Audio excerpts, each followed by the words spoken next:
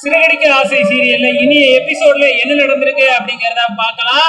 இப்ப எப்படி அந்த 10 லட்சம் கைக்கு வந்தது அப்படிங்கறத நம்ம முத்துவும் மீனாவும் சிந்தாமணி கிட்ட சொல்லிக்கிட்டு இருக்கிறாங்க.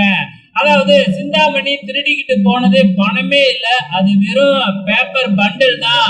உண்மையான பணத்தை நாங்க ஏற்கனவே பாத்தீங்கன்னா எங்க அப்பா கிட்ட கொடுத்து விட்டோம். உன் கிரிமினல் புத்தி இப்படிதான் வேலை செய்யும்னு எங்களுக்கு முன்னாடியே பாத்தீங்கன்னா மீனா சொல்லிட்டா அப்படின்னு சொல்லி சிரிச்சுக்கிட்டு இருக்கிறாங்க. அதே நேரத்துல நம்ம முத்துவோட வக்கீலும் அங்க வந்துடுறாங்க. அங்க சில டாக்குமெண்ட் எல்லாம் எடுத்துட்டு வராங்க.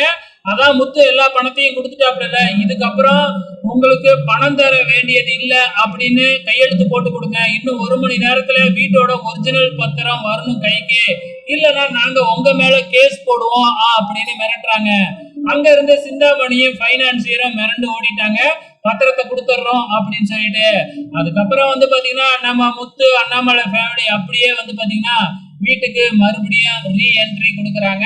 என்ட்ரி கொடுத்த உடனே நம்ம விஜயாவுக்கு அப்படியே பயங்கர சந்தோஷம். இப்ப என்ன நடக்குது அப்படின்னா, இன்னைக்கே நம்ம ரிலேட்டிவ்ஸ் எல்லாத்தையும் கூப்பிட்டு ஒரு செலிப்ரேஷன் வைக்கணும், ஒரு பூஜை வைக்கணும் அப்படிங்கிற மாதிரி சொல்லிடுறாங்க. இப்ப எல்லாருமே பாத்தீங்கன்னா இந்த செலிப்ரேஷனுக்காக வந்திருக்கிறாங்க. எல்லாருமே ஜோடி ஜோடியா வந்திருக்கிறாங்க. ஆனா நம்ம மனோஜ் மட்டும் சிங்கிளா இருக்காப்ல இல்லையா, அதனால அவருக்கு மட்டும் கொஞ்சம் வெறுப்பா இருக்கு. சோ வெயிட் பண்ணி பார்க்கலாம். இதோட இன்னி எபிசோட் முடிஞ்சிருச்சு. அப்கமிங்ல என்ன நடக்க போகுதுன்னு.